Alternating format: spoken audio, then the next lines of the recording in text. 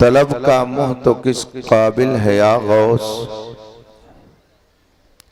طلب کا منہ تو کس قابل ہے یا غوث، مگر تیرا کرم کامل ہے یا غوث۔ دہائی یا محی الدین دہائی، دہائی یا محی الدین دہائی، بلا اسلام پر نازل ہے یا غوث۔ وہ سنگ بدعت ہے وہ تیزی کفر، کہ سر پر تیغ دل پر سل ہے یا غوث۔ حسد سے ان کے سینے پاک کر دے، کہ بدتر دق سے بھی یہ سل ہے یا غوث۔ رضا کا خاتمہ بالخیر ہوگا، تیری رحمت اگر شامل ہے یا غوث۔ خدا کا شکر ہے کہ اس نے ہمیں اور آپ کو صاحب ایمان بنایا ہے، اسلام کی دولت سے مالا مال فرمایا ہے۔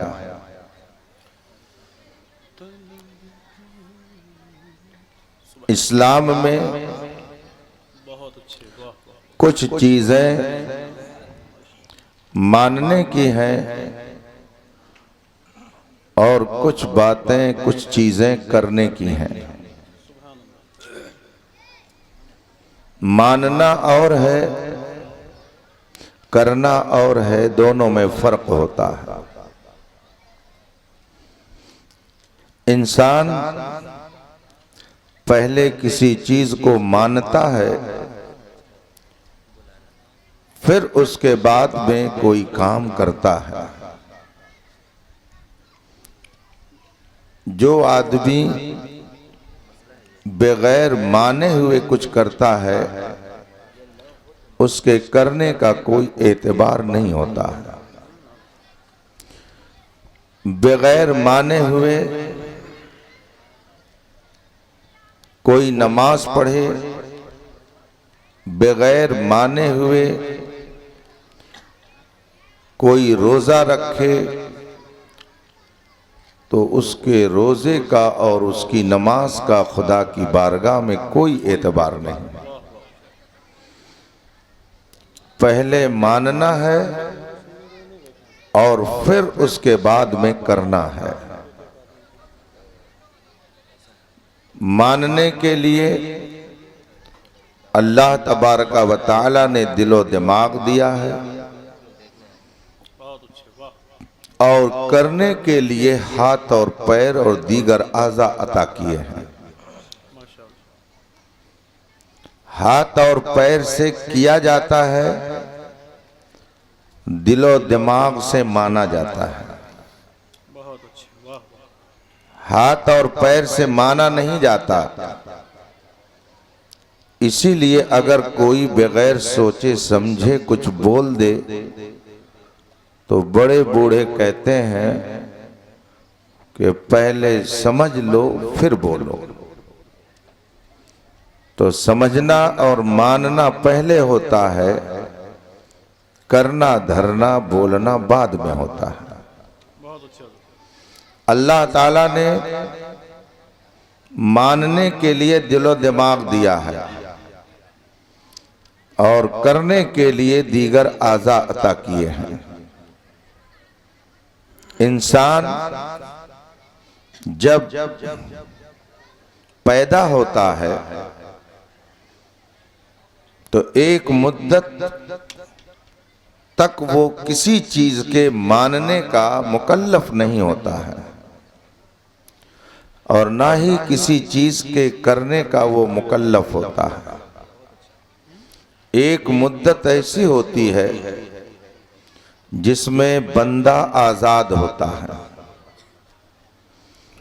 وہ ننگے رہے، پورب کی طرف منہ کر کے پیشاب کرے، پچھم کی طرف پیر پھیلا کر کے سو جائے، اس سے کوئی مواخذہ نہیں ہوگا۔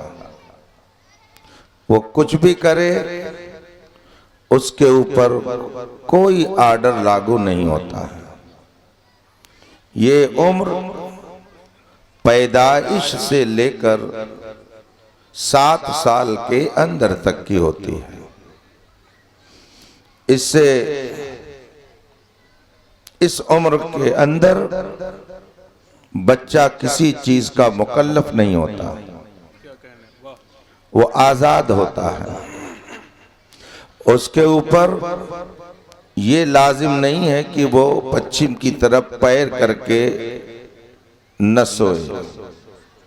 ہاں، اگر اس کے ذمہ داروں نے جان بوجھ کر اس کا پیر پچھم کر کے سلایا تو وہ مجرم ہوں گے، مگر بچہ کسی چیز پر مواخذے میں نہیں رہے گا۔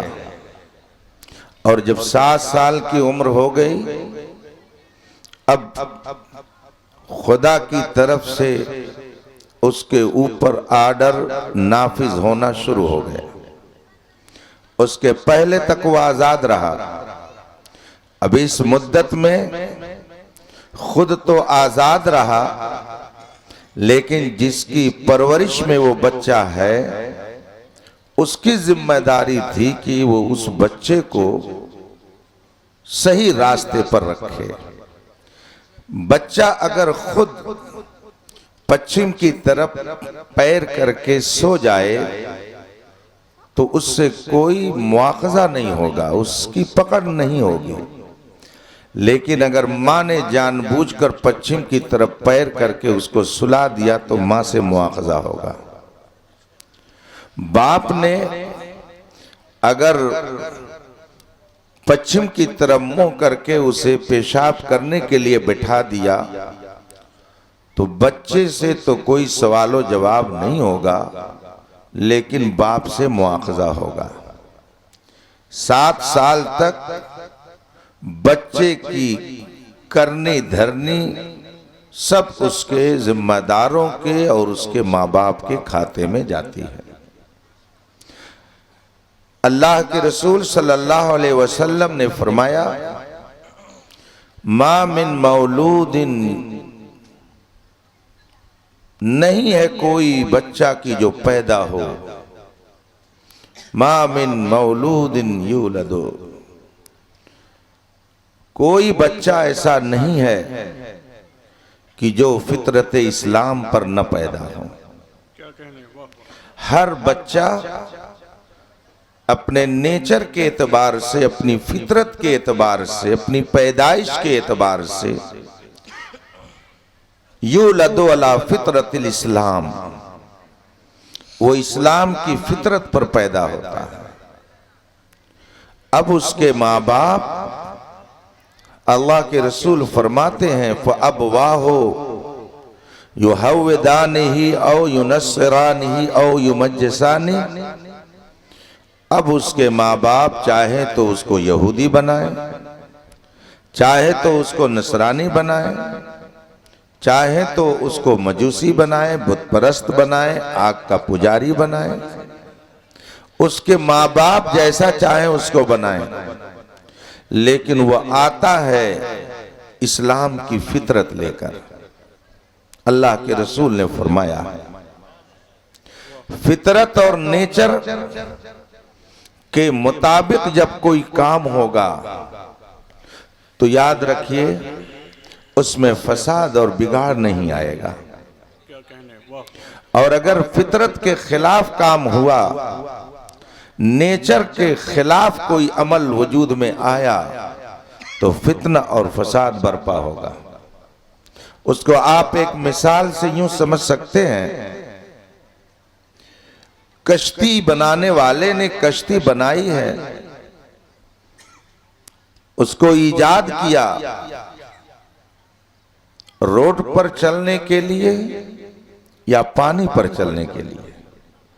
آپ کہیں گے کشتی بنائی گئی ہے پانی پر چلنے کے لیے،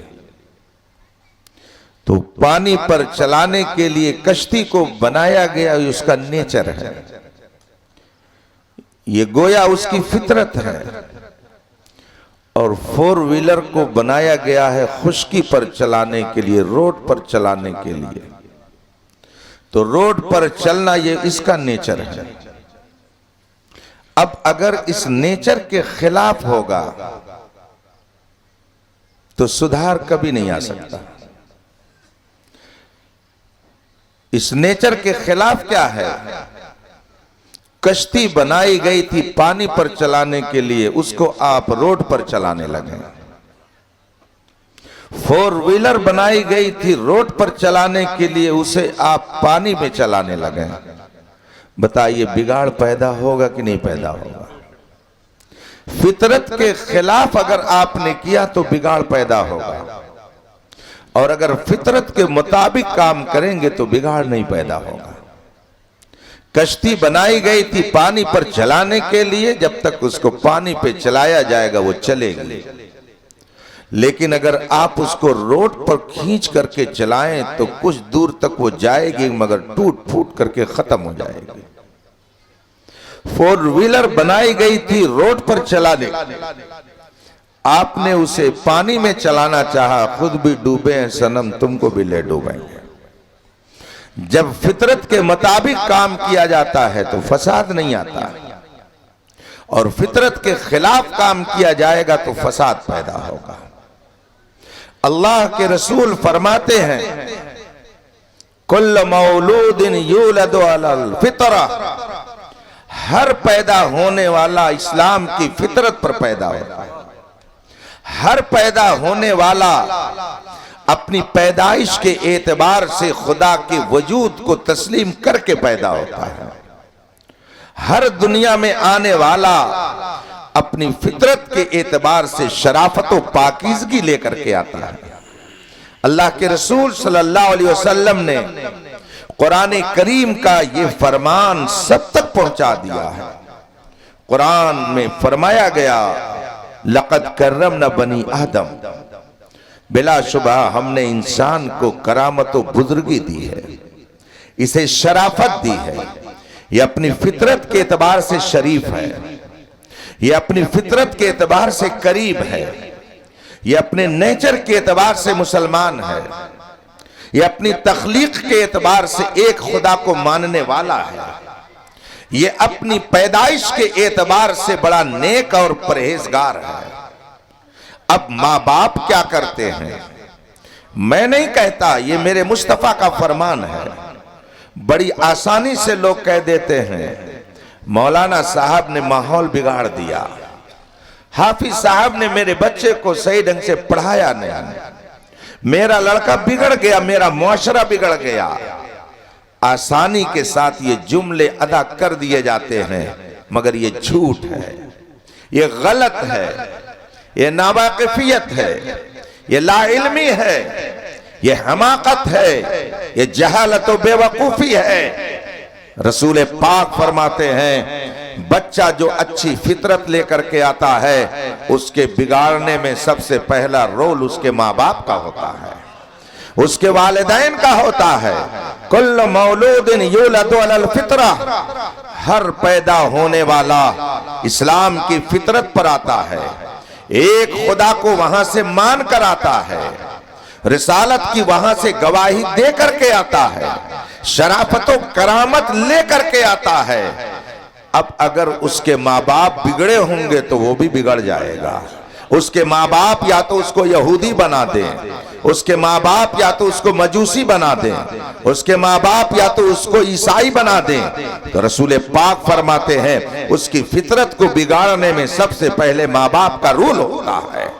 اور اگر ماں باپ اپنی فطرت پر قائم رہے تو بیٹا بھی فطرت پر قائم رہتا ہے، اور اگر بیٹا اپنی فطرت پر قائم رہے، ماں باپ اپنی فطرت پر قائم رہے، تو خدا کے کرم سے وہی بچہ غوث اعظم بن جاتا ہے، وہی بچہ خواجہ غریب نواز بن جاتا ہے، وہی بچہ امام احمد رضا بن جاتا ہے، وہی بچہ تاج الشریعہ کہلاتا ہے، وہی بچہ مخدوم پاک کہلاتا ہے، وہی بچہ اپنے وقت کا امام اعظم بنتا ہے۔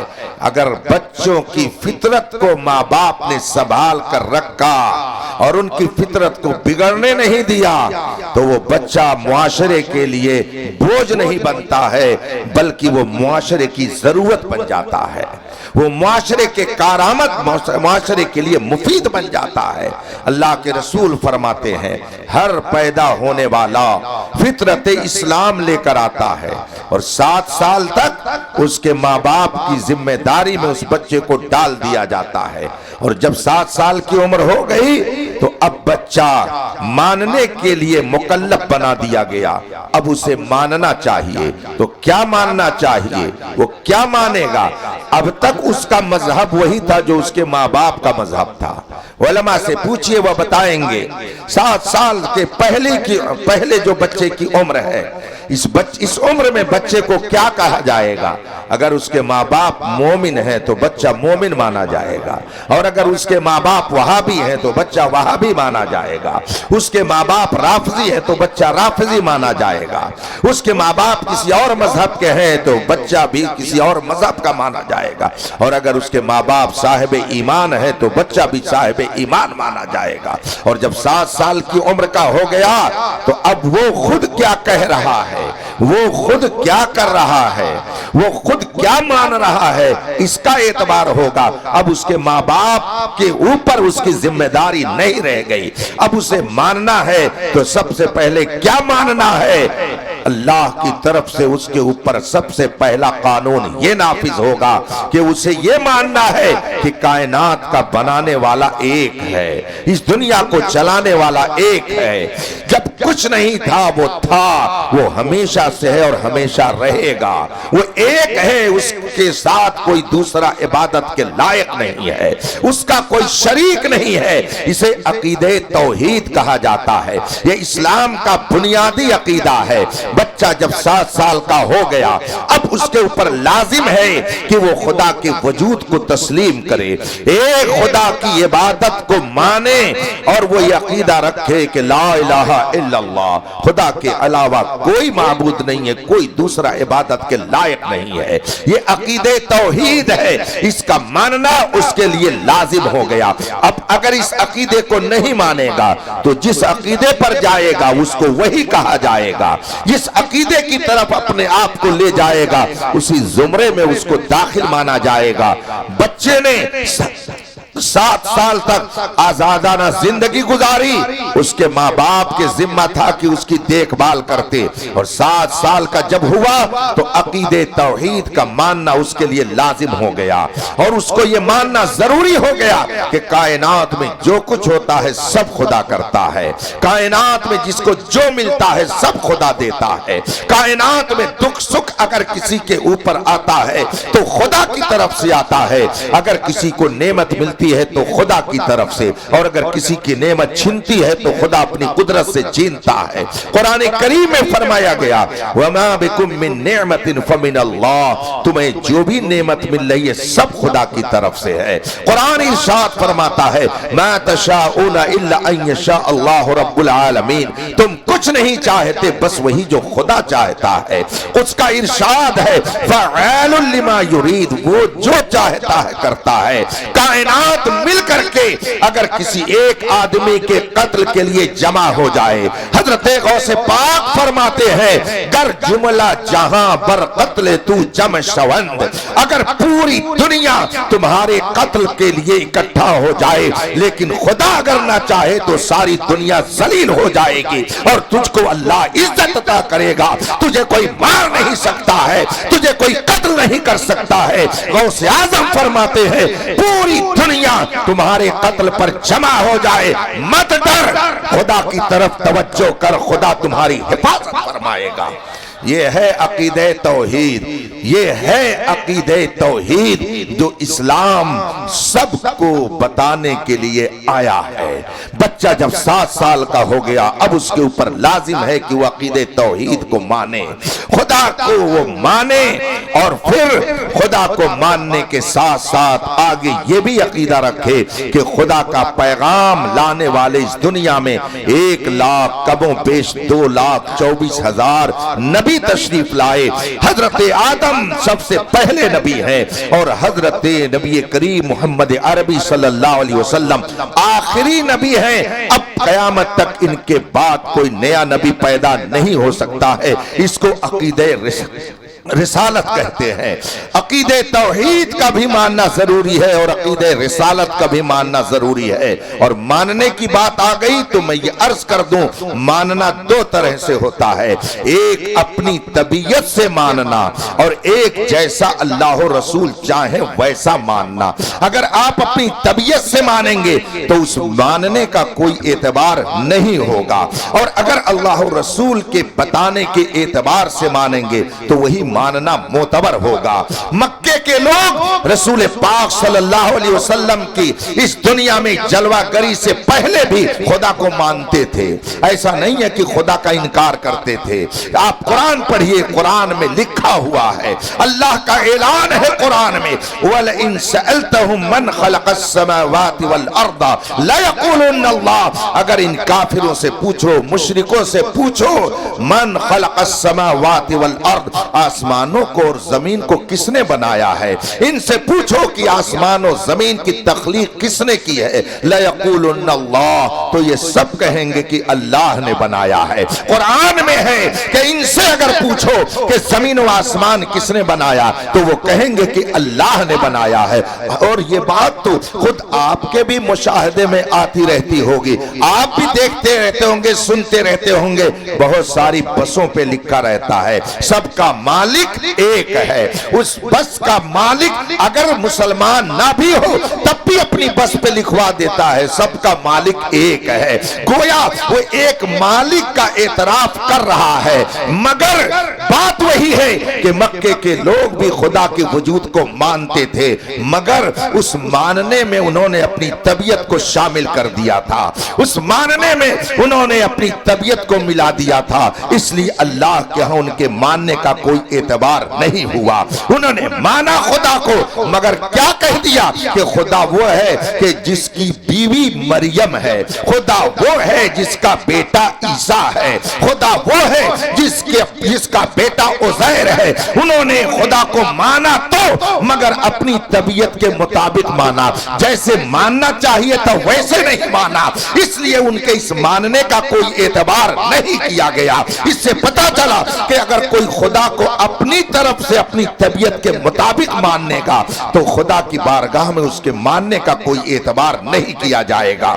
अब आइए जरा कलमा पढ़ने वालों को इस हिंदुस्तान में देखिए। एक जमात इसी हिंदुस्तान में है जो खुदा को मानने का दावा करती है, मगर अपने साथ साथ वो ये भी, इसके साथ साथ वो जमात ये भी कहती है कि खुदा झूठ बोल सकता है। उन्होंने अपनी किताबों में लिखा है कि खुदा झूठ बोल सकता है। बताइए, इस जमात ने खुदा को माना कि खुदा का इनकार किया? मक्के के लोगों ने खुदा को मानने का दावा किया था, मगर अपनी तबीयत से उसमें कुछ और मिला दिया, तो उनके मानने का कोई एतबार नहीं हुआ। इसी तरीके से कलमा पढ़ने वालों की एक जमात ने खुदा को मानने का दावा तो किया, मगर साथ ही साथ ये भी कह दिया कि खुदा झूठ बोल सकता है, जबकि कुरान कहता है वमन अस्दक़ु मिनल्लाहि क़ीला, अल्लाह से बढ़कर सच्चा कौन हो सकता है। पूरी दुनिया जानती है कि झूठ एक ऐब है और अल्लाह हर ऐब से पाक है। लिहाजा जिसने खुदा को माना और साथ ही साथ ये भी कह दिया कि खुदा झूठ बोल सकता है, उसने माना नहीं, हकीकत में उसने खुदा का इनकार किया है। इसी तरीके से अकीदे रिसालत है, जिस तरह से कुरान और हदीस में मानने के लिए कहा गया है, अगर उस तरह से मानेंगे तो वो मानना मोतबर होगा, और अगर आप अपनी तबीयत से मानेंगे तो उस मानने का कोई एतबार नहीं हो सकता है। मसलन आप तो कह रहे हैं कि हम मक्के के अंदर पैदा होने वाले मोहम्मद अरबी को तस्लीम करते हैं, हम मानते हैं बेशक वो अल्लाह के नबी हैं, मगर हम ये भी मानते हैं कि वो बढ़कर मिट्टी में मिल गए। हम ये भी मानते हैं कि उनको पीठ पीछे की खबर नहीं है। हम ये भी मानते हैं कि वो अब किसी को कुछ नहीं दे सकते। हम ये भी मानते हैं कि वो मजबूर है। हम ये भी मानते हैं कि उनकी ताज़ीम बड़े भाई जैसी करनी चाहिए। आपने अगर ये अकीदा बनाया तो रिसालत رسالت کا ماننا نہیں ہے، حقیقت میں یہ رسالت کا انکار کرنا ہے، اس لیے کہ ہمارا نبی تو وہ ہے جو مختار بنا کے بھیجا گیا ہے، جس کو اللہ نے اس کائنات میں تصرف کا اختیار دے کر بھیجا ہے۔ اس نبی کی شان یہ ہے کہ خود اس کا اعلان ہے، لا یخفی علی رکوعکم ولا سجودکم، نہ تمہارا رکوع مجھ سے پوشیدہ ہے، نہ تمہارا سجدہ مجھ سے پوشیدہ ہے، میں آگے بھی دیکھتا ہوں، پیچھے بھی دیکھتا ہوں، نیچے بھی دیکھتا ہوں، اوپر بھی دیکھتا ہوں، دائیں بھی دیکھتا ہوں، بائیں بھی دیکھتا ہوں۔ تو نبی وہ ہے کہ جس سے کوئی شے پوشیدہ نہیں ہے۔ اب اگر کوئی کہے نبی کو پیٹھ پیچھے کی خبر نہیں، تو اس کا مطلب ہے کہ اس نے نبی کو مانا نہیں بلکہ نبی کا اس نے انکار کیا ہے۔ اسی طریقے سے نبی وہ ہیں کہ جن کے اختیار میں چاند سورج ستارے ہیں، اسی لیے نبی نے جب اشارہ کیا تو چاند دو ٹکڑے ہو گیا، اشارہ کیا تو سورج واپس چلا آیا۔ لیکن اگر کوئی کہے کہ نبی مجبور ہے، مختار نہیں ہے، تو وہ کلمہ پڑھنے کے باوجود نبی کا ماننے والا نہیں ہے بلکہ حقیقت میں نبی کا انکار کرنے والا ہے۔ اور آگے چلیے، عقیدہ رسالت کے بعد عقیدہ صحابیت آتا ہے۔ عقیدہ صحابیت کا مطلب یہ ہوتا ہے کہ رسول پاک کو جن لوگوں نے اپنے ماتھے کی آنکھوں سے ایمان کی حالت میں دیکھ لیا اور ایمان ہی کی حالت میں دنیا سے چلے گئے، وہ صحابی کہلائے۔ اب ان کا رتبہ کیا ہے، ان کا مقام کیا ہے کہ قیامت تک غوث قطب ابدال تو ہو سکتے ہیں مگر ایک صحابی کے درجے کو کوئی دوسرا نہیں پہنچ سکتا ہے۔ یہ عقیدہ صحابیت ہے۔ اب اگر اس عقیدہ صحابیت کو کسی نے بگاڑ دیا اور اپنی طبیعت سے اس میں کچھ اور ملا لیا تو اس کے عقیدے کا اور اس کے ماننے کا کوئی اعتبار نہیں کیا جا سکتا ہے۔ رسول پاک صلی اللہ علیہ وسلم نے ارشاد فرمایا کہ میرے جتنے صحابہ ہیں یہ سب کے سب عادل ہیں، سب کے سب صاحب تقوی ہیں۔ رسول پاک نے اپنے صحابہ کے بارے میں ارشاد فرمایا، لا تسبوا اصحابی، میرے صحابہ میں سے کسی کی شان میں غلط جملہ استعمال مت کرنا۔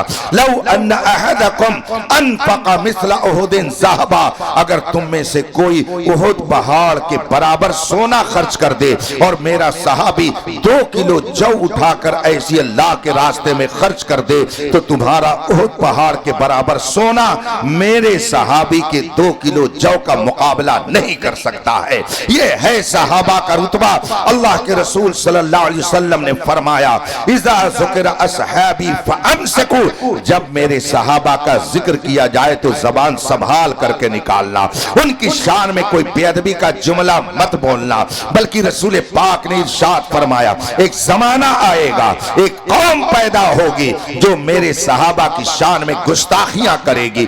اگر وہ قوم تمہیں مل جائے اور تم ان کی زبان سے گستاخیاں سنو تو فوراً کہنا کہ شر پر اللہ کی لعنت ہو اور وہاں سے تم الگ ہو جانا۔ اگر کوئی کلمہ پڑھنے کے باوجود صحابہ کرام کی شان میں تبرہ کرتا ہے، اس کا مطلب ہے کہ اس کا عقیدہ صحابیت صحیح نہیں ہے۔ ایک صحابی کے بارے میں جو عقیدہ رکھنا چاہیے اس عقیدے میں وہ غلط ہو گیا، اس کے ماننے کا کوئی اعتبار نہیں کیا جائے گا۔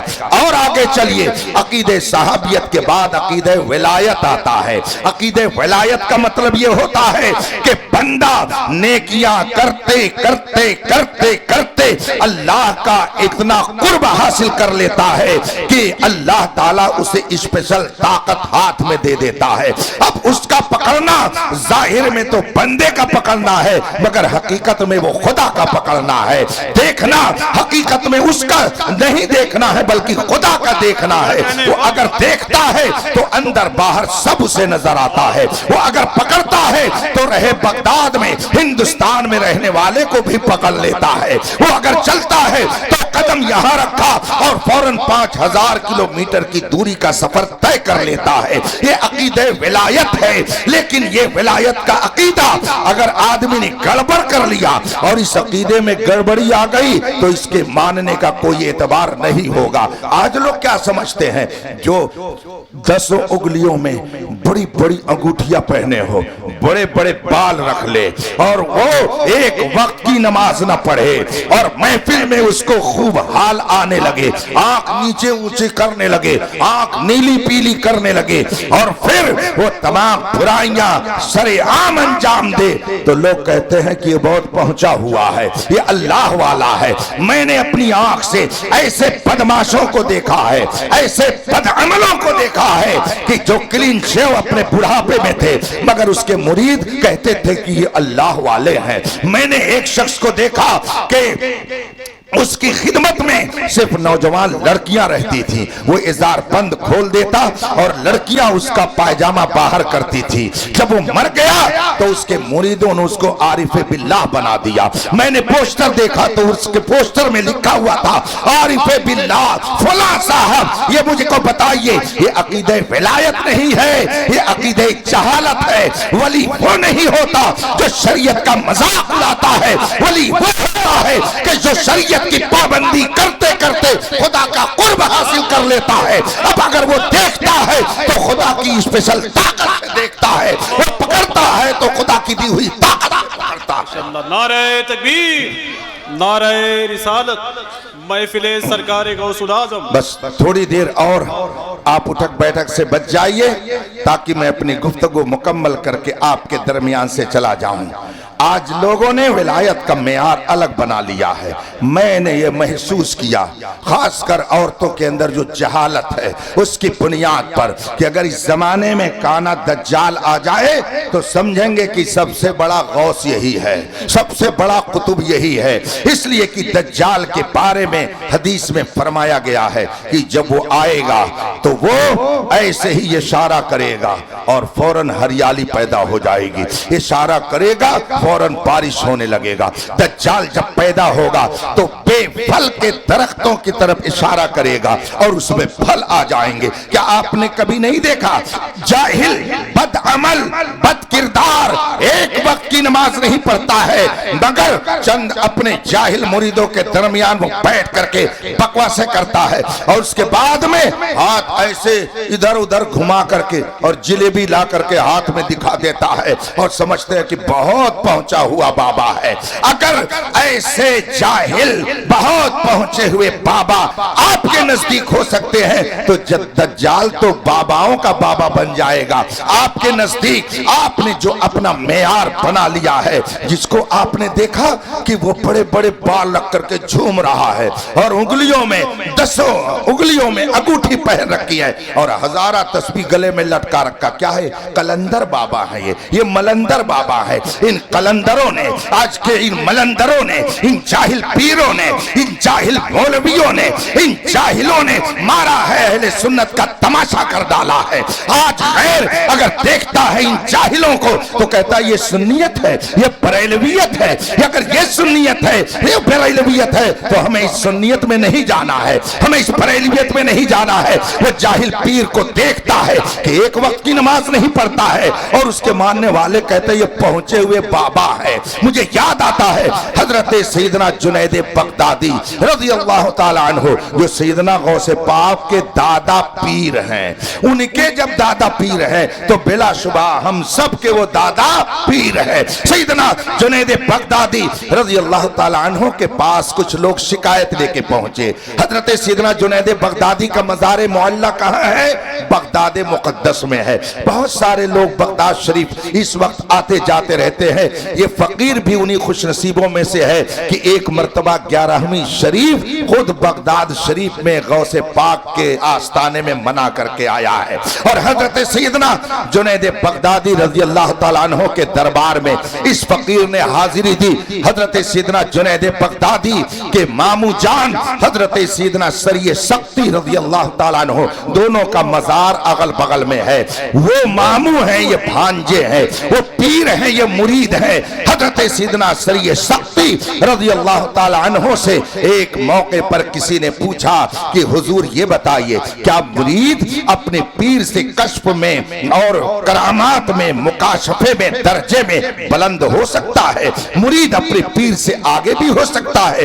حضرت سیدنا سری سختی نے فرمایا ہاں کیوں نہیں ہو سکتا ہے، بالکل ہو سکتا ہے۔ کہا حضور کوئی مثال؟ کہا یہ میرا بھانجا جنید بغدادی ہے، اس کو دیکھ لو، میں اس کا ماموں ہوں، یہ میرا بھانجا ہے، میں پیر ہوں، یہ مرید ہے، مگر اس کا درجہ یہ ولایت مجھ سے اونچا ہے، مجھ سے زیادہ اس کا درجہ ہے۔ یہ ہے سیدنا جنید بغدادی رضی اللہ تعالیٰ عنہ۔ ان کے مزار پر جب میں نے حاضری دی، یہ جملے معترضہ ہے، جب ان کے دربار میں میں نے حاضری دی تو دیکھا وہاں پر ایک بہت بڑا ہال ہے، تھک گیا تھا، تکان کی وجہ سے میں ہال میں بیٹھا ہوا تھا، میرے جملہ ساتھی وضو وغیرہ کرنے کے لیے چلے گئے تھے، اچانک 3-4 لوگ اس ہال میں داخل ہوئے، دیکھنے سے وہ سب عراقی ہی لگ رہے تھے، میں نے آگے بڑھ کر کے انہیں سلام کیا، انہوں نے سلام کا جواب دیا اور اس کے بعد میں انہوں نے مجھ سے عربی میں ہی پوچھ لیا کیف حالک، آپ کا حال کیسا ہے، آپ کیسے ہیں؟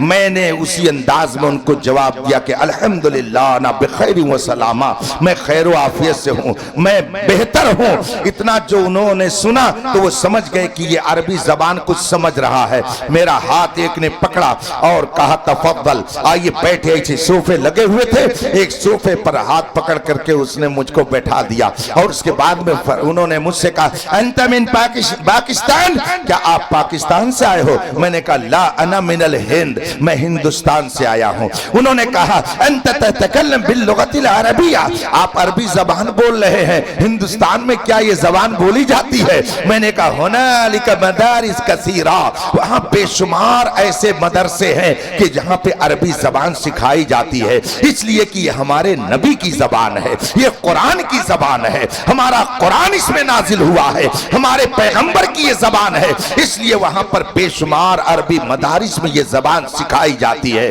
اس کے بعد جب انہوں نے یہ سمجھ لیا کہ میں ہندوستان سے ہوں تو اب آگے انہوں نے مجھ سے پیار بھرا انداز اپنانا شروع کیا، اور ایک اور صاحب آ کے بغل میں بیٹھ گئے تو وہ مجھ سے پوچھتے ہیں حل تعرف الامام احمد رضا الہندی، کیا تم امام احمد رضا ہندوستانی کو جانتے ہو؟ کیا تم مولانا احمد رضا کو جانتے ہو؟ میں نے کہا ہوا علی عین وہو فی قلب، وہ تو میری آنکھوں میں ہے، وہ تو میرے دل میں ہے، میں ان کو دل سے مانتا ہوں۔ اس نے کہا انا قادری، انا حنفی، انا سنی، میں سنی ہوں، حنفی ہوں، قادری ہوں، اور آگے انہوں نے کہا انا خطیب و مدرس جامع جنید البغدادی، میں حضرت سیدنا جنید بغدادی کی مسجد کا خطیب و امام ہوں، یہاں کا استاذ ہوں۔ یعنی وہ کوئی معمولی شخصیت کے مالک نہیں تھے، بڑی اہمیت کے حامل تھے۔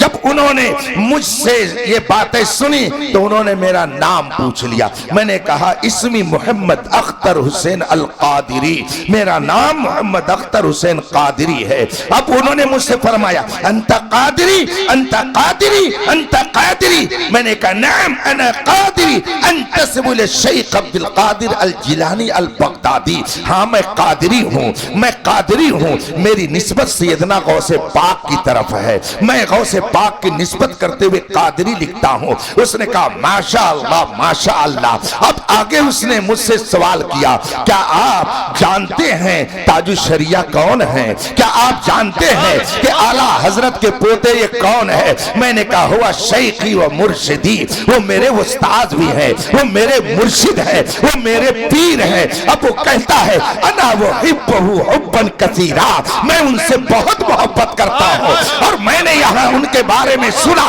کہ ان کی طبیعت علیل چل رہی ہے تو میں نے حضرت جنید بغدادی کی بارگاہ میں جا کر ان کے لیے دعا کی ہے۔ یہ اس وقت کی بات ہے جب حضور تاج الشریعہ باحیات تھے۔ انہوں نے مجھ سے کہا میں نے سنا ہے کہ تاج الشریعہ بیمار چل رہے ہیں، میں نے جنید بغدادی کے وسیلے سے ان کی شفا کے لیے دعا کی ہے۔ میں نے اپنے دل میں سوچا اے امام احمد رضا، ہندوستان سے اگر کوئی آیا اور اس نے اپنے آپ کو قادری کہا تو اس آدمی نے یہ نہیں پوچھا کہ فلاں مدرسے سے پڑھے ہو کہ نہیں، فلاں خانقاہ سے को जानते हो कि नहीं?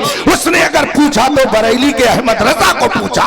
इसका मतलब है कि दुनिया में जहां कहीं चले जाइए, अगर आप हिंदुस्तान से गए हैं और अपने आप को सुन्नी कहलाते हैं तो न किसी दरसगाह से जाने जाएंगे, न किसी खानकाह से जाने जाएंगे। अगर जाने जाएंगे तो बरेली के इमाम अहमद रजा, इसलिए कि इमाम अहमद रजा ने जिंदगी भर ये फरमाया, उन्हें जाना उन्हें माना, न रखा खैर से काम, लिल्लाहिल हम्द में दुनिया से मुसलमान। नारे तकबीर, नारे रिसालत, फैज़ाने आला हजरत महफिले सरकारे गौसे आज़म हुजूर मुफ्ती साहब। बात आ गई है, हालांकि वक्त हुआ जा रहा है। मुझे अभी मैं सुबह ही 3:30 बजे 4 रोज का लंबा सफर करके गोवा वगैरह से मदरसे पहुंचा। दिन में पढ़ाया, शाम को वहां से सफर हो गया और अभी मुझको 5 बजे तक एयरपोर्ट पहुंचना है, बॉम्बे जाना है, फिर रात में 12 बजे से वापसी और फिर सुबह दरसगाह में पहुंचना है। वो मेरा वक्त होता जा रहा है। लेकिन बात आ गई है बगदाद मुअल्ला की, तो मैं अर्ज कर दूं, एक दिन मैं गया सैयदना गौसे पाक रज़ी अल्लाह ताला अन्हु के मज़ार मुक़द्दस के बाहर के इलाके का दौरा करने के लिए, ज़ियारत करने के लिए निकला। दुकानों की तरफ देखते हुए मैं जा रहा था, देखा तो एक छोटी सी दुकान है, उसमें आधा हिस्सा चाय खाना बना हुआ है और आधे हिस्से को कुतुब खाना बना रखा है, जिसमें किताबें वो बेच रहे थे। मैं कुतुब खाने की तरफ गया। खुदा का शुक्र है मैं सफ़र में रहता हूँ, तब भी मैं किताब का मुताला करता रहता हूँ। मदरसे में रहता हूँ, वक्त रहता है तो वहां भी किताबों का मुताला करता रहता हूं। अभी हजरत अल्लामा कमाल अख्तर साहब ने कहा है, पढ़िए, इल्म हासिल कीजिए। इल्म हासिल करेंगे तो आपको कोई गुमराह नहीं करेगा। मेरे नौजवानों, आज ये वक्त नहीं है कि आप अपने कीमती लम्हात को जाये करें। आज वक्त का तकाज़ा यह है कि आप कहीं भी रहें, कुव्वते इश्क से हर पस्त को पाला कर दो, दहर में इसके मोहम्मद का उजाला कर दो। आज लोग कहते हैं फला गुस्ताखी कर रहा है, फला ऐसा कर रहा है, और आप उसके लिए एहतजाज पर निकलते हैं। एहतजाज और धरने का एक तरीका मैंने एक मुल्क के बारे में सुना है। इसी हिंदुस्तान के अगल बगल में एक मुल्क है, वहां के लोग जब गवर्नमेंट से किसी चीज का मुतालबा करते हैं, एहतजाज करते हैं, धरना देते हैं, तो उनके यहाँ एहतजाज का तरीका क्या है, वो जब मैंने सुना तो मुझे अजीब सा लगा कि इन्होंने कैसे ये तरीका निकाल लिया। मैंने वहां के बारे में ये सुना है कि वहां के लोग अगर गवर्नमेंट से किसी चीज का मुतालबा करना चाहते हैं, धरना देना चाहते हैं, तो उसका ये तरीका नहीं कि दुकान बंद कर दी जाए, रोड बंद कर दिए जाए। उनका क्या तरीका है कि अगर उनके कारखाने में, उनकी फैक्ट्री में रोजाना माल मिसाल के तौर पर 100 पीस तैयार होता है, तो उनके यहाँ एहतजाज का तरीका यह है कि जिस रोज उनको धरना देना होगा उसका दुगना और 3 गुना माल तैयार करेंगे। मिसाल के तौर पर अगर उन्हें एक दिन एक कारखाने में 100 चप्पल तैयार करने की परमिशन गवर्नमेंट की तरफ से है, तो जिस दिन वो एहतजाज करेंगे वो 200 चप्पल बनाएंगे। जिस दिन उनको एहतजाज करना होगा वो 250-300 सामान तैयार कर देंगे और गवर्नमेंट को मजबूरन उसे लेना पड़ेगा। तो वो लोग काम बंद नहीं करते हैं, बल्कि काम की स्पीड और बढ़ा देते हैं कि 100 के बजाय 200 माल तैयार करो, 200 तैयार होता है तो 400 तैयार करो, ताकि गवर्नमेंट इसको लेने पे मजबूर हो। और गवर्नमेंट जब कर्जदार हो जाएगी तो मजबूरन हमारी बात मानेगी। ये उन्होंने तरीका अपनाया, तो उससे मैंने ये ज़हन बनाया कि अगर एहतजाज का ये तरीका अपनाया जा सकता है तो हमारे नौजवानों को भी ये तरीका अपनाना चाहिए कि अगर कोई नबी की शान में एक गलत जुमला इस्तेमाल करे तो ये टोली टोली दुकान दुकान बैठ करके नबी की नात गुनगुनाए, नबी पर दरूद खूब पढ़े, घर में नबी का जिक्र करे, घर में नबी का जिक्र करे, दुकान पे बैठे तो नबी का जिक्र करे, जब 4 बैठे तो बताएं मेरे नबी का हुस्न कैसा था, जब ये महफिल में जाएं तो बताएं मेरे मुस्तफा चलते कैसे थे, 4 लोगों के दरमियान बैठे तो ये बताएं कि मुस्तफा की हमदर्दी का आलम क्या था। ये कौम को जगह जगह बताएं कि कोई तुझसा हुआ है ना हो रहा, तेरे शहरों कलामों बका की कसम। जब तुम महफिलों में, घरों में, दुकान में, बाजार में, महफिलों में बैठ करके نبی کا خوب ذکر کرو گے تو پڑے خاک جل جائیں. جل جانے والے واہ واہ. تو گھٹائے سے کسی کے نہ گھٹا ہے نہ گھٹے جب بڑھائے تجھے اللہ تعالیٰ تیرا. احتجاج کا یہ بھی ایک طریقہ ہے کہ آپ کثرت سے نبی پر درود بھیجتے رہیے. احتجاج کا یہ بھی ایک طریقہ ہے کہ نبی کی سیرت کو اپنا لیجئے. اگر کوئی داڑھی سے جلتا ہے تو شاندار داڑھی رکھ لیجئے. ٹوپی رکھنے سے کوئی جلتا ہے عمدہ قسم کی ٹوپی لگانے لگیے. اگر کوئی کرتا پائجامہ سے جلتا ہے تو روزانہ کرتا پائجامہ شاندار طریقے سے پہنتے رکھیے. اور کہیے اگر برق و صیاد کی ضد یہی ہے بنائیں گے ہم بھی یہی آشیانہ. تم ہمارے نبی کی شان میں توہین کر کے یہ چاہتے ہو کہ ہمارے دلوں سے نبی کی عظمت ختم ہو جائے. تو گھٹائے سے کسی کے نہ گھٹا ہے نہ گھٹے جب بڑھائے تجھے اللہ تعالیٰ تیرا. اس لیے نوجوانوں اگر آپ چاہتے ہیں کہ ان دشمنان دین کے منصوبے خاک میں مل جائیں اور یہ دشمنان رسول جل جل بھن بھن کر مر جائیں تو اپنے نبی کا خوب زیادہ ذکر کرتے رہیے.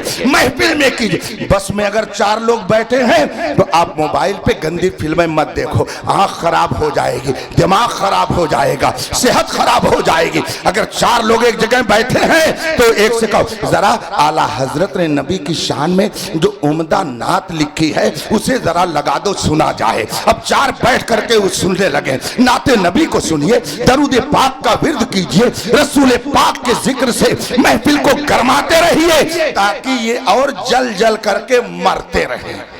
تو آپ یہ تو کرتے نہیں. آپ سے کہا جائے مسجدیں آباد کر تو آپ تو کرتے نہیں. پب جی اور پتہ نہیں کون کون سی گیم میں آپ پوری رات خرچ کر دیتے ہو اور آپ کہتے ہو کہ ایسا ہو رہا ہے ویسا ہو رہا ہے. جو کوئی جبے صافے میں آ جائے اس کے پیچھے چل دیتے ہو. آپ یہ دیکھتے نہیں ہو کہ یہ اپنا ہے کہ بیگانہ ہے. ہمارے علماء نے ہزاروں مرتبہ آپ سے بتایا کہ چمکتا جو نظر آئے وہ سب سونا نہیں ہوتا. اگر دنیا میں رہنا ہے تو کچھ پہچان پیدا کر, مگر ہر جبے صافے والے کو آپ دین کا امام سمجھ لیتے ہو. یوٹیوب پر جو آ جائے سمجھتے ہیں سب سے بڑا مولانا یہی ہے. جو تقریر کرنے لگے چینل پہ آ کر کے سمجھتے ہیں سب سے بڑا خطیب یہی ہے. وہ بیہودہ ایک پڑوسی ملک کا کتنے دنوں سے غلاظت پھیلا رہا ہے, کتنے لوگوں کا دماغ اس نے خراب کر دیا, مگر کوئی اس کی اس بیہودہ بکواس کو روکنے والا نہیں. اللہ کا غضب ایسا نازل ہوا کہ کینیڈا میں بیان جب دیا تو اس کی زبان سے غلاظت خود ہی نکل گئی اور پوری دنیا نے دیکھ لیا کہ کتنا بڑا ذلیل شخص ہے. اس نے اپنی تقریر میں کہہ دیا کہ نبی تو ایسے ان پڑھ تھے کہ صحابہ اگر غلط لکھ دیتے تھے تو نبی اس کو صحیح بھی نہیں کر پاتے تھے. معاذ اللہ رب العالمین. بتائیے یہ گستاخی کون کر رہا ہے؟ یہ ٹیکہ دھاری تو نہیں ہے, یہ ٹیکہ دھاری تو نہیں گستاخی کرنے والا ہے. یہ تو صافے میں رہتا ہے, داڑھی میں رہتا ہے, جبے میں رہتا ہے. پھر بھی آپ نہیں سمجھ پاتے ہیں کہ یہ جماعت یہ نبی کی وفاداروں کی جماعت نہیں ہے, یہ نبی کے غداروں کی جماعت ہے. اسی جماعت کے ذریعہ لوگوں کو حوصلہ ملتا ہے تو دوسرے لوگ ہمارے نبی کی توہین کرتے ہیں. بات بہت دور چلی گئی, باتیں ذہن میں بہت آتی رہتی ہیں. میں بغداد شریف میں دکان پہ جا رہا تھا, دیکھا تو ایک دکان کا 2 حصہ کیا ہوا ہے. ایک چائے خانہ ہے, دوسرا حصہ کتب خانہ ہے. میں کتب خانے کی طرف چلا گیا اور کتابیں میں نے دیکھنی شروع کی تو ایک کتاب پر میری نظر پڑی. اس کا نام تھا وصایا شیخ عبد القادر الجیلانی, یعنی حضور غوث پاک کی وصیتوں کی یہ کتاب ہے. حضور غوث پاک نے جو وصیت فرمائی اپنے ماننے والوں کی, وہ یہ کتاب اپنے ماننے والوں کو یہ کتاب ان وصیتوں پر مشتمل ہے. اوپر کورک پھٹا ہوا تھا. میں نے دکاندار سے اس کی قیمت پوچھی کہ یہ کتاب کتنے میں ہے. اس وقت کے اعتبار سے اس نے بتایا کہ 30,000 دینار کی یہ کتاب ہے. 30,000 دینار. یہ جنگ بندی کے کچھ دنوں کے بعد ہی میں گیا تھا تو آپ یہ مت سمجھے کہ 30,000 دینار تو بہت زیادہ, انڈین 200-250 روپیہ, یہ وہاں کی کرنسی کی پوزیشن ہو گئی تھی. میں نے وہ کتاب اس سے لے لیا. اوپر کا ورق بوسیدہ پھٹا ہوا، وہ میری طرف دیکھنے لگا۔ میں سمجھ گیا کہ یہ کیوں میری طرف تعجب سے دیکھ رہا ہے، اس لیے کہ اوپر کا ورق پھٹا ہو، کتاب کی قیمت میں بھی کمی نہ کرائے، وہ فوراً کتاب خرید لیے، کون آدمی ہے؟ لیکن میں نے کچھ کہا نہیں، میں نے کہا بہت عمدہ کتاب مجھے دے دیجئے۔ کتاب لے لیا، اور میں کتاب لینے کے بعد پہلے اس کا مطالعہ کرتا ہوں، اسٹڈی کرتا ہوں، پھر الماری میں رکھتا ہوں۔ میں نے اختلافی موضوع پر وہابیت کیا چیز ہے، نجدیت کیا چیز ہے، دیوبندیت کیا چیز ہے، قادیانیت کیا چیز ہے، غیر مقلدیت کیا چیز ہے، رافضیت کیا چیز ہے، خدا کا شکر 1000 سے زیادہ کتابوں کا میں نے مطالعہ کیا ہے۔ میں کتاب پڑھتا ہوں۔ کتاب میں نے خرید لی، لے کر قیام گاہ پر آیا، آستانے غوث پاک کے اندر ہی قیام تھا، اور اس کتاب کو میں نے پڑھنا شروع کیا۔ اس کے شروع میں عراق کے کسی پروفیسر نے ایک مقدمہ لکھا تھا، اس کے شروع میں کچھ باتیں لکھی تھی۔ اس میں ایک جگہ اس پروفیسر نے لکھا ہے کہ یوں تو پوری دنیا میں سیدنا شیخ عبد القادر جیلانی بڑے پیر صاحب کے ماننے والے پائے جاتے ہیں، پوری دنیا میں پائے جاتے ہیں، مگر اس میں لکھا تھا کہ پوری دنیا میں غوث پاک کے ماننے والے ہیں، مگر سب سے زیادہ عقیدت رکھنے والے کہاں کے لوگ ہیں؟ دنیا کے کس ملک کے لوگ سیدنا غوث پاک سے زیادہ محبت کرتے ہیں؟ تو اس میں اس نے پہلا نام افریقہ کا لیا اور کہا کہ افریقی ملک میں سیدنا غوث پاک کے ماننے والے بہت زیادہ ہیں، اور دوسرا نمبر اس نے ہندوستان کا لیا کہ ہندوستان کے مسلمان بھی غوث پاک سے بہت عقیدت رکھتے ہیں۔ میں نے جب یہ جملہ پڑھا تو فوراً مجھے بریلی کے احمد رضا یاد آ گئے، اس لیے کہ امام احمد رضا نے ہم کو جو دعا کا طریقہ بتایا تو اس میں کتنے پیارے انداز میں سکھایا کہ جب تم رب سے دعا کرو تو کہو قادری کر، قادری رکھ، قادریوں میں اٹھا، قدر عبد القادر قدرت نما کے واسطے۔ سیدنا غوث پاک رضی اللہ تعالی عنہ کے تعلق سے اعلیٰ حضرت نے کیا فرمایا؟ تیری میری قسمت کی قسم کھائیں سگانے بغداد، ہند میں رہ کے بھی دیتا رہوں پہرا تیرا۔ چنانچہ سیدنا غوث اعظم پر جب حملہ کرنے والوں نے ان کی ذات پر حملہ کیا، ان کے بارے میں نازیبا کلمات استعمال کرنا شروع کیے، تو اعلیٰ حضرت رضی اللہ تعالیٰ عنہ کا قلم چلنے لگا، اور جب قلم چلا تو اعلان کر گیا کل کے رضا ہے خنجرے خونخوار برقبار، آدھا سے کہہ دو خیر بنائے نہ شر کریں۔ سیدنا غوث اعظم رضی اللہ تعالی عنہ کی عقیدت و محبت اعلیٰ حضرت کے دل میں کس طرح سے کوٹ کوٹ کر کے بسی ہوئی تھی، واقعات پڑھیے تب اندازہ ہوگا۔ اور پھر جب عقیدت ادھر سے تھی تو ادھر بھی شخصیت بے خبر نہیں تھی، غوث اعظم بھی وہاں سے اعلیٰ حضرت کی مدد کے لیے تیار ہی رہتے تھے۔ واقعہ پڑھیے اعلیٰ حضرت کی حیات اور وہ آپ کی زمانے پر مشتمل جو کتابیں ہیں، ان میں ایک کتاب ہے جس کا نام ہے حیات اعلیٰ حضرت ملک العلماء، علامہ ظفر الدین بہاری رحمۃ اللہ علیہ نے اس کتاب کو لکھا ہے۔ اس میں واقعہ لکھتے ہیں کہ اعلیٰ حضرت نے ایک موقع پر ایک مسئلے میں بہت زبردست دلیلوں سے باطل کا رد کیا، غلط بات کہنے والوں کا رد کیا، اور مخالفین دل ملا گئے، ان سے کچھ نہ بنا تو انہوں نے اعلیٰ حضرت کو شہید کرنے کا پلان بنا لیا۔ یہ واقعہ اسی کتاب میں لکھا ہوا ہے۔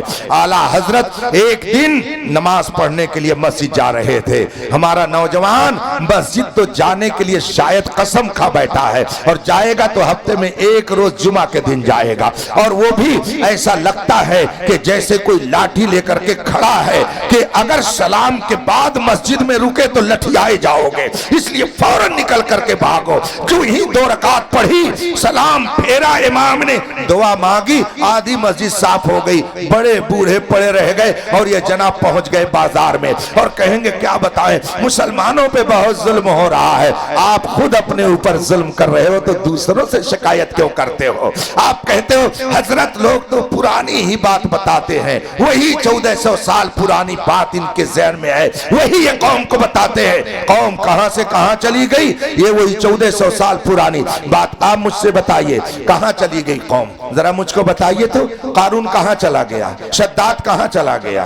فرعون کہاں چلا گیا؟ نمرود کہاں چلا گیا؟ یہ بڑی بڑی دنیا کی پراپرٹی والی ذاتیں کہاں چلی گئیں؟ ابو جہل کہاں چلا گیا؟ عتبہ شیبہ کہاں چلے گئے؟ ابو لہب کہاں چلا گیا؟ ہندوستان میں آئیے، ابھی چند روز پہلے بہت بڑے پراپرٹی والے کہاں چلے گئے؟ یہ سب کے سب زمین میں دفن ہو گئے اور ان کا کوئی نام و نشان نہیں، مگر مصطفیٰ کے وفادار غوث اعظم کل بھی زندہ تھے، آج بھی زندہ ہے۔ خواجہ غریب نواز کل بھی زندہ تھے، آج بھی زندہ ہے۔ مخدوم پاک کل بھی زندہ تھے، آج بھی زندہ ہے۔ صابر پیا کلیری کل بھی زندہ تھے، آج بھی زندہ ہے۔ امام احمد رضا کل بھی زندہ تھے اور آج بھی زندہ ہے۔ تاج الشریعہ کل بھی زندہ تھے اور آج بھی زندہ ہے۔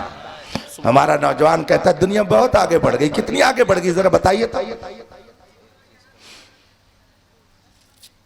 انسان دنیا میں آتا ہے اپنی مرضی سے، کس نے بھیجا؟ اسلامی عقیدہ کیا ہے ابھی میں نے بتایا، خدا نے دیا۔ زندگی کون دیتا ہے؟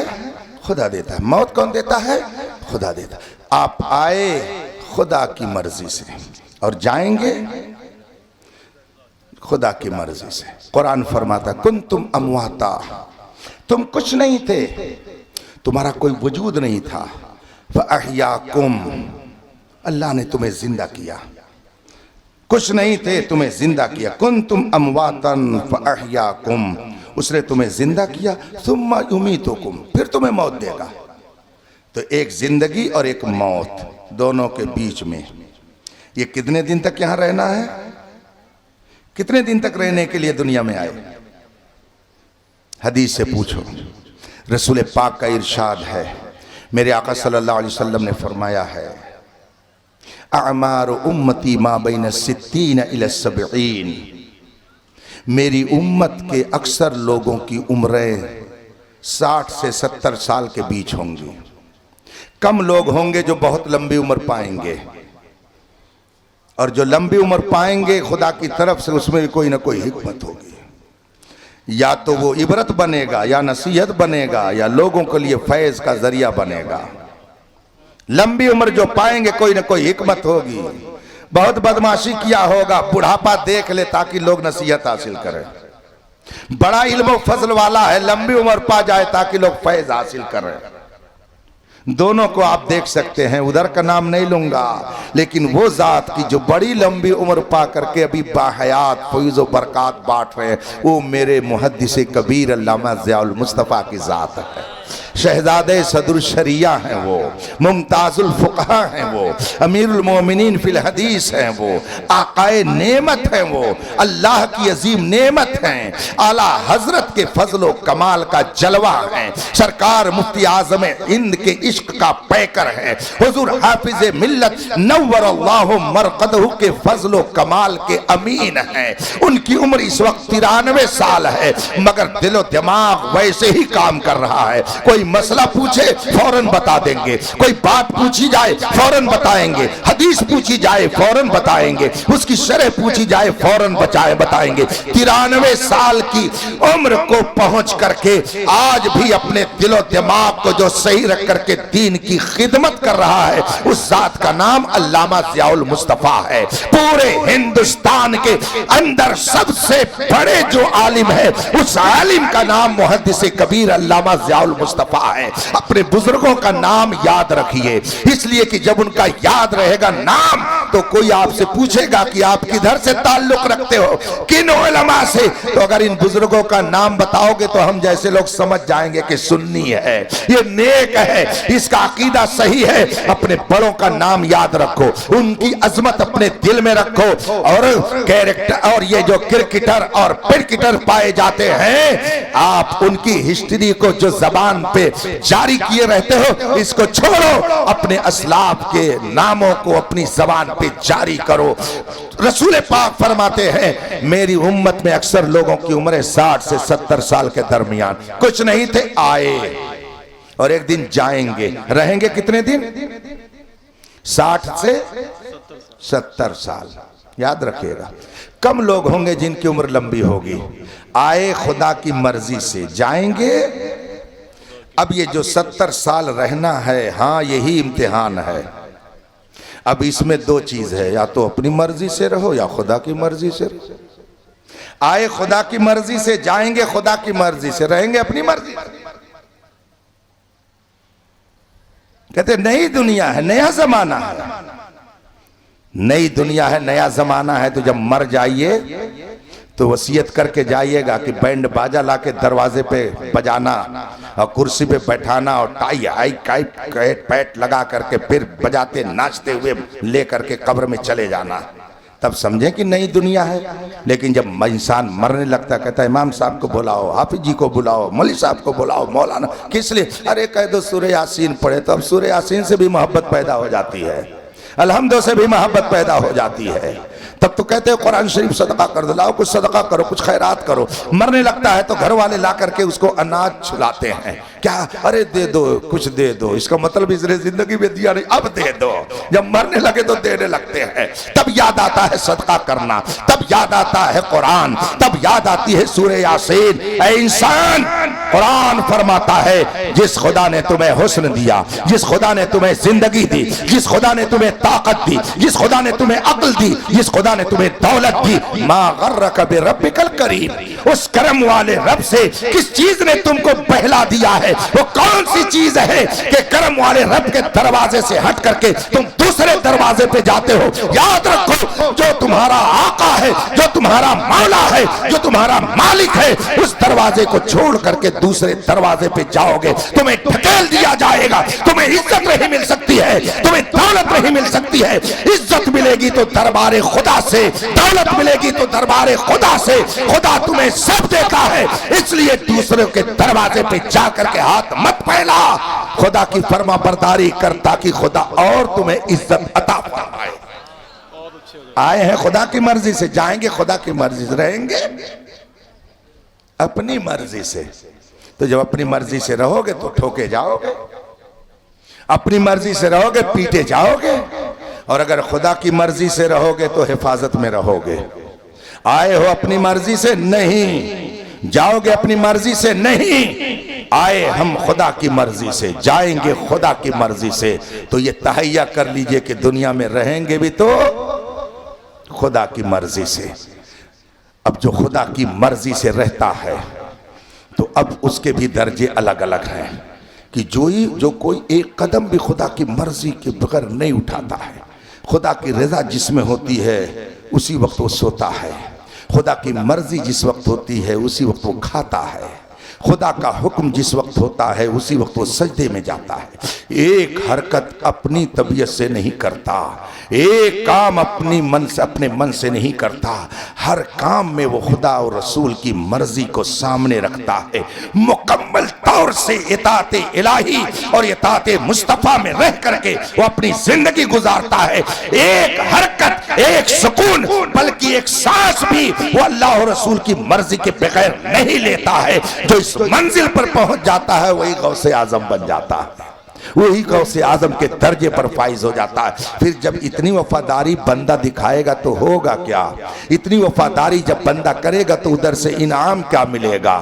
حدیث میں ہے فرمایا، رسول کریم نے ارشاد فرمایا، اللہ کا ارشاد ہے، عبدی یتقرب الی بالنوافل، میرا بندہ نفل کے ذریعہ مجھ سے قرب حاصل کرتا رہتا ہے، اور جب قرب حاصل کرتے کرتے بہت قریب ہو جاتا ہے، اللہ فرماتا ہے میں اس کا ہاتھ ہو جاتا ہوں جس سے وہ پکڑتا ہے، میں اس کا پیر یعنی اس کے اندر اسپیشل طاقت پیدا کر دیتا ہوں جس سے وہ چلتا ہے، میں اس کی آنکھ کا اسپیشل نور اس کو بنا دیتا ہوں جس سے وہ دیکھتا ہے۔ پھر وہ رہے گا بغداد میں مگر پکڑ لے گا ہندوستانیوں کے ہاتھ کو، وہ رہے گا بغداد میں مگر کسی نے اگر اسے پکارا تو دنیا کے کسی گوشے میں وہ پکارے، غوث پاک وہاں سے اس کی مدد کے لیے پہنچ جاتے ہیں۔ خود ارشاد فرماتے ہیں، مریدی لا تخف واشن فإنی عزم قاتل عند القتال، میرے مرید اگر تم کو مجھ سے سچی عقیدت ہے تو ڈر مت، خوف مت کر، اگر تو مجھ سے سچی عقیدت رکھتا ہے تو یاد رکھ، اگر کوئی تجھ پر حملہ کرے گا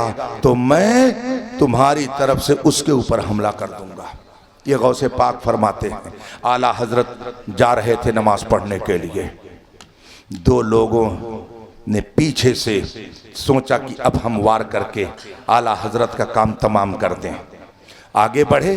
اعلیٰ حضرت مسجد کی طرف جا رہے تھے، آگے بڑھے مگر ابھی کچھ فاصلے پر تھے کہ ان دونوں نے بہت تیز آواز نکالی، چیخ ماری اور فوراً بے ہوش ہو کر زمین پر گر پڑے۔ اعلیٰ حضرت نے پیچھے مڑ کر دیکھا مگر نماز کا وقت ہو رہا تھا تو آپ مسجد چلے گئے۔ نماز پڑھ کر کے جب واپس آئے تو دیکھا کہ وہاں بھیڑ لگی ہے، دو نوجوان بیٹھے ہیں۔ جو ہی انہوں نے اعلیٰ حضرت کو دیکھا، اعلیٰ حضرت نماز پڑھ کر کے واپس آ رہے تھے، بھیڑ دیکھی، کھڑے ہو گئے، کھڑے ہو کر کے ان کو دیکھنے لگے، اور جو ہی ان دونوں نوجوانوں نے اعلیٰ حضرت کو دیکھا، ہاتھ جوڑ کر کے کہنا شروع کر دیا، مولانا ہمیں معاف کر دیجئے، مولانا ہمیں معاف کر دیجئے، مولانا ہمیں معاف کر دیجئے۔ اعلیٰ حضرت نے فرمایا کہ تم نے تو میرے ساتھ کوئی بدسلوکی کی نہیں ہے، تم نے تو مجھے کچھ کہا نہیں ہے، تم نے تو مجھے کوئی ایذا نہیں پہنچائی ہے، تم مجھ سے کیوں معافی مانگ رہے ہو؟ مگر وہ دونوں نوجوان یہی کہے جا رہے ہیں کہ مولانا مجھے معاف کر دیجئے، مجھے معاف کر دیجئے۔ اعلیٰ حضرت نے فرمایا کہ چلو ٹھیک ہے، معاف کیا، بات کیا ہے یہ تو بتاؤ۔ اب انہوں نے اپنی پوری داستان سنائی اور کہا ہم آپ کا کام تمام کرنے کے لیے بھیجے گئے تھے، آپ کو قتل کرنے کے لیے ہم بھیجے گئے تھے، لیکن جب ہم آپ کو قتل کرنے کی نیت سے آگے بڑھے تو ہم نے کیا دیکھا کہ آپ کی داہنی طرف ایک شیر پنجہ پھیلائے، منہ پھاڑے ہوئے ہماری طرف حملہ کرنے کے لیے آ رہا ہے، اور ایک شیر بائیں طرف سے ہم پر حملہ کرنے کے لیے آ رہا ہے۔ سرکار اعلیٰ حضرت نے ان کی بات سنی اور آگے بڑھ گئے، اور جب گھر میں پہنچے ملک العلماء پہنچ گئے پیچھے پیچھے، اور بھی آپ کے تلامذہ اور خلفاء وہاں بیٹھے تھے، مریدین بیٹھے تھے۔ اعلیٰ حضرت نے یہ نہیں فرمایا یہ میری کرامت تھی کہ میں نے اپنے آپ کو بچا لیا، یہ میرا تصرف تھا کہ میں نے ایسے کیا۔ اعلیٰ حضرت فرماتے ہیں میاں دیکھو، جو اللہ رسول کے دین کی حفاظت میں رہتا ہے